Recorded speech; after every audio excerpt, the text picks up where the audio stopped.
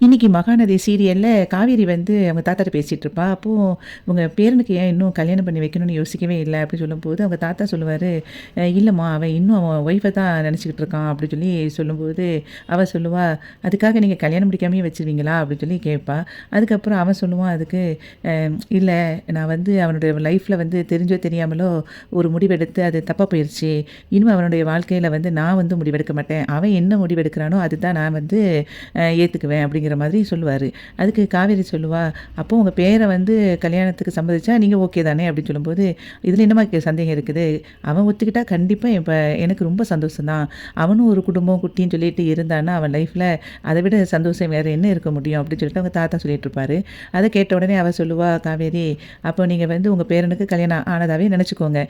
கூடிய சீக்கிரத்துக்குள்ள அவருக்கு கல்யாணம் கண்டிப்பா நடக்கும்." அப்படின்னு சொல்லி சொல்லும்போது, "என்னம்மா சொல்ற?" அப்படின்னு சொல்லி கேட்பா அவங்க தாத்தா. அதுக்கு வந்து இவ சொல்லுவா, இல்ல உங்க பேரன் பேசினத வச்சு பார்த்தா, இப்போ அவரு கல்யாணத்துக்கு கொஞ்சம் மனசு மாறியிருக்காருன்னு தான் நெனைக்கிறேன்.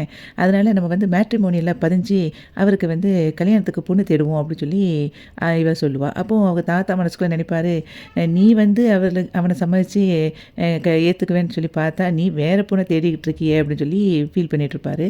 அதுக்கப்புறம் காவேரி சொல்லுவா, நீங்க என்ன யோசிக்கிறீங்கன்னு தெரியுது. இப்ப அவரு அத ஒத்துக்குவாரா இல்லையான்னு நீங்க நெனைக்கிறீங்க. அப்படிலாம் நீங்க கவலைப்படாதீங்க. நம்ம ஃபர்ஸ்ட்டு மேட்ரிமோனியில பதிஞ்சு நம்ம பார்ப்போம்.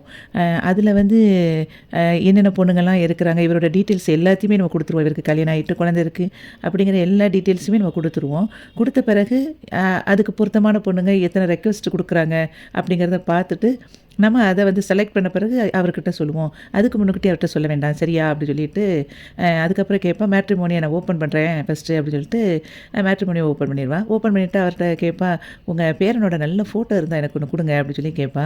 உடனே அவர் தாத்தா சென்ட் பண்ணிருவாரு. சென்ட் பண்ண பிறகு, சரி நீங்க உங்க பேரனோட இனிஷியல சொல்லுங்க அப்படின்னு சொல்லிட்டு, ஒண்ணு ஒண்ணா அவர்ட்ட டீட்டெயில்ஸ் கேட்டுட்டு, அதில வந்து அப்படியே அப்லோட் பண்ணிக்கிட்டு இருப்பா காவேரி. மேட்ரிமோனியில பதிஞ்சிட்டு அவங்க தாத்தாட்ட சொல்லுவா, "இப்ப எல்லாத்தையும் பதிஞ்சாச்சு. எல்லாத்தையும் கரெக்ட்டா பதிஞ்சுட்டேன் தாத்தா. இனிமே உங்களுக்கு வந்து ஃபோன் கால்ஸ் வரும்.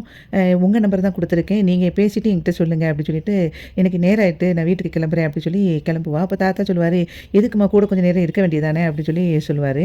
"இல்ல தாத்தா, அம்மா அங்க தனியா இருப்பாங்க. அதுபோக உங்க பேரனும் அம்முவும் வர்றதுக்கு நேரம் ஆயிட்டு. அதனால நான் கிளம்புறேன் தாத்தா." அப்படி சொல்லிட்டு கிளம்பும்போது விஜயும், அம்முவும் அங்கேருந்து வந்துருவாங்க. வந்த உடனே குழந்தை நேரா போய் காவேரிய கட்டிப்பிடிச்சுட்டு, "என்ன மிஸ் வந்திருக்கீங்க? சர்ப்ரைஸ் பண்ண வந்தீங்களா எனக்கு?" அப்படின்னு சொல்லிட்டு கேட்பா.